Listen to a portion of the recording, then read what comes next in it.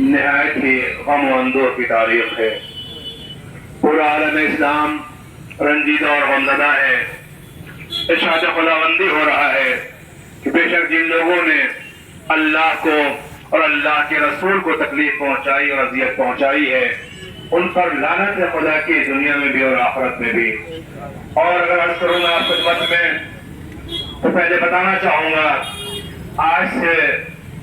100 سال پہلے ایک صدی گزر گئی، 101 سال ہو گئے آج۔ کچھ ناہنجار لوگوں نے، آل سعود نے، جن لوگوں نے یہ کوشش کی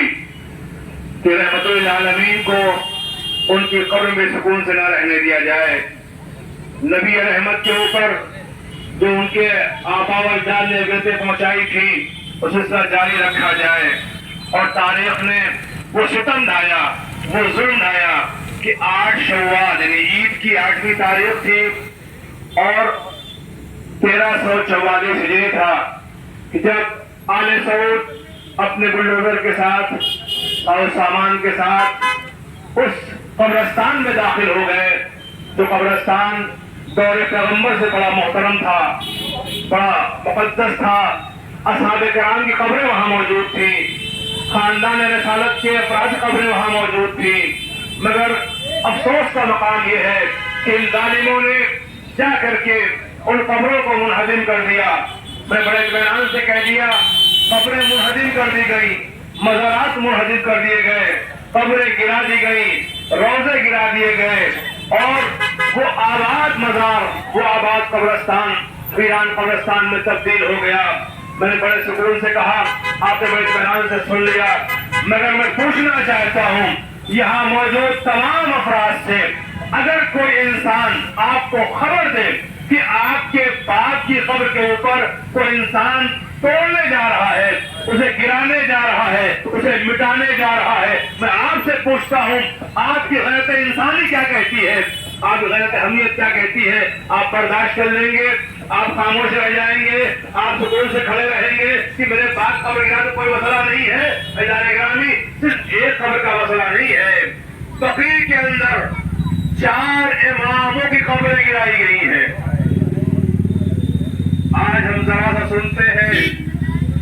کہیں چھوٹا سا حملہ ہو گیا، کسی نے روزے پہ اٹیک کر دیا، اہل دل تڑپ جاتے ہیں۔ اس بزرگواروں بڑا سوچو تو صحیح، جب 8 شوال کو آج سے 100 سال پہلے ایک ساتھ 4 قبریں گرائی گئی ہوں گی تو اللہ جانے اس زمانے کے چاہنے والوں پہ کیا گزر گئی ہوگی مجھے نہیں معلوم، مگر ہاں غیبت میں رہنے والے اس امام کے دل سے کوئی پوچھے جس کی نگاہ کے سامنے ان کے اجداد کی قبریں مسمار کر دی گئی، عجب نہیں غیبت میں رہنے والے امام نے بارگاہ رب میں التجا کی، پروردگار اب یہ مظالم میں برداشت کرنے ہیں کہ سارے مزار گرائے جا رہے ہیں۔ بس بزرگواروں بڑا وقت لگ جاتا، آپ کا میں اتنا کہنا چاہوں گا، غم کا موقع ہے، افسوس کا موقع ہے، دل رنجیدہ ہے۔ جو زائرین زیارت پہ جاتے ذرا ان کے دل سے پوچھئے تو صحیح، جب زیارت کرنے پہنچتے ہیں تو اکثر میں نے زائرین سے سنا یہی ہے کہ اے مولانا جب ہم لوگ زیارت پہ جاتے ہیں، نجف پہنچتے ہیں دل خوش ہو جاتا ہے، مشہد جاتے ہیں دل باغ باغ ہو جاتا ہے، کربلا پہنچے ہاں کربلا غم کی جگہ ہے، اور روزوں کی آبادی دیکھ کر کے دل مطمئن ہو جاتا ہے۔ ہم جہاں گئے سامرہ پہنچے، کاظمین پہنچے، روزوں کی چمک دیکھ کر کے دل خوش ہوتا ہے، مگر ہاں جب جنت البقیع کی طرف ہمیں جانا ہوتا ہے تو نہ جانے کیوں دل تڑپتا ہے، وہ ویرانی دیکھ کر کے، وہ سناٹا دیکھ کر کے، وہ تاریکی دیکھ کر کے نہیں، اگر ہم محسوس کریں خدا کرے سب کو نصیب ہو آپ جائیں روضہ رسول کی زیارت کریں، نبی رحمت کے وہ ہرے گنبد کی زیارت کریں، تو ہرے گنبد کے پاس کھڑے ہوئیے گا نا تو ایک مرتبہ اس گنبد کی طرف دیکھیے گا اور نبی کریم سے پوچھیے گا یا رسول اللہ آپ کے روضے پر بہت روشنی ہے، یا نبی اللہ آپ کے روضے پر بڑی رونق ہے، بہت زیادہ اہتمام ہے، بڑا انتظام ہے، ایک لمحے کے لیے بھی اندھیرا نہیں ہوتا، مگر ہاں جیسی آپ رخ موڑیں گے اور بقیع آپ کو دکھائی دے تو دل چاہے گا کہوں یا نبی اللہ کہ اس روزے میں جہاں روشنی ہے وہاں آپ خوش ہیں، آپ مطمئن ہیں، شاید نبی آواز دے ارے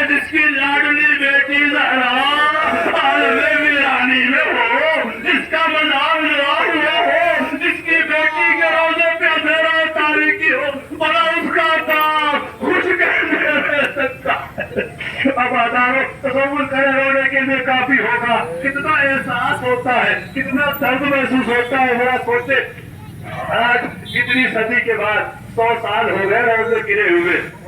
100 साल के बाद आज आप यहाँ खड़े होकर के सिर्फ सुन ही तो रहे हैं ना कि रोजे गिराए गए थे, रोजे मुरहदिक किए गए थे, रोजे मिसवार किए गए थे। बाद लोग कहते हैं ऐसा कैसे मुमकिन है कि रोजे गिरा दिए जाए और कोई ना बोले,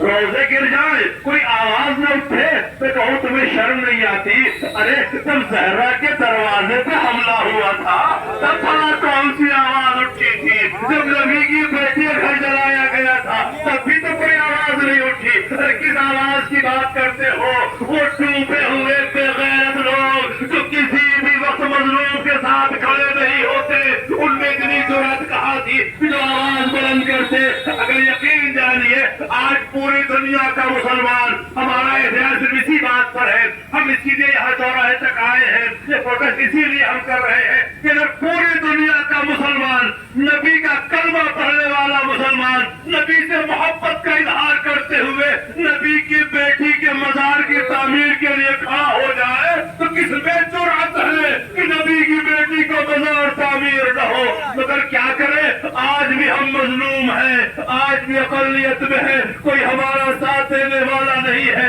हमारी फरियाद बारगाह नबूवत में यही है, या नबी अल्लाह,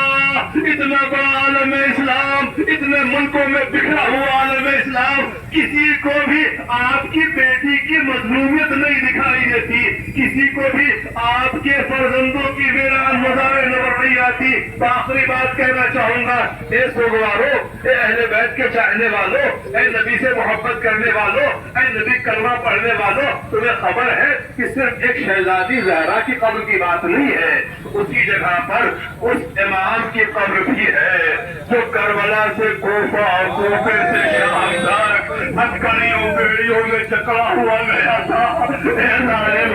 उसने तो बड़े मसाले बर्दाश्त किए थे, कम से कम कब्र में सुकून से रहने दिया होता। उसी जगह पर उस इमाम की कब्र भी है जो कमसिनी के आलम में 4-5 बरस की उम्र में करबला का आईनी गवाह था, जिसने अपनी आंखों से देखा था कि मेरे बाबा के हाथों में हथकड़ी है, जिसने अपनी आंखों से देखा था कि मेरी बुद्धि को तमाचे मारे जा रहे हैं, वो इमाम बाकर भी उसी जगह मौजूद है, उनकी कब्र भी वीरान कर दी गई है। उसी जगह पर हमारे छठे इमाम की कब्र भी है जिन्होंने पूरे कायनात को इल्म दिया, तवज्जुह सिखाया, वो कब्र भी वीरान है। आखिरी टुकड़ा कहूँ, उसी कब्रिस्तान में मेरे उस इमाम की कब्र भी है कि जिसके जनाजे पे तीर बरसाए गए थे, इतने तीर बरसाए गए कि वो जनाजा दोबारा वापस घर लाया गया और फिर जाकर के बकी में दफन किया गया। तो कहो ए जालिमो, इस इमाम के जनाजे पे तीर बरसा चुके थे, इसकी लाश को जख्मी कर चुके थे, कम से कम कब्र को पुरसुकून रहने दिया होता, मगर नहीं, जुल्म की इंतहा रही, वो कब्र भी वीरान उगड़ती गई। तो आखिरी फिक्रा सुन लो, इतने मसाइल सुन करके आपका दिल रो रहा है ना, बड़ा गैबत में रहने वाले इमाम से पूछो जो अपने अजदाद की वीरान कब्रों को देख करके बारगाह रब में बेचैन हो रहा होगा। ए सोगवारो, हम अपने इमाम की बारगाह में इतना कहना चाहते हैं, मौला हमें खबर है आपके लिए शाम की मुसीबतें काफी है जो आपको खून के आंसू रुलाती है। ए मौला, ये मदीने के उजड़े हुए मजार आपको रुला रहे हैं। ए आका, आज ये मजमा आपके गम में शरीक होने के लिए आया है। ए फज़ल रसूल, इस गम में खुद को तन्हा मत समझिएगा, ये सारे चाहने वाले उन्हीं उजड़े मजारों का मातम करते हुए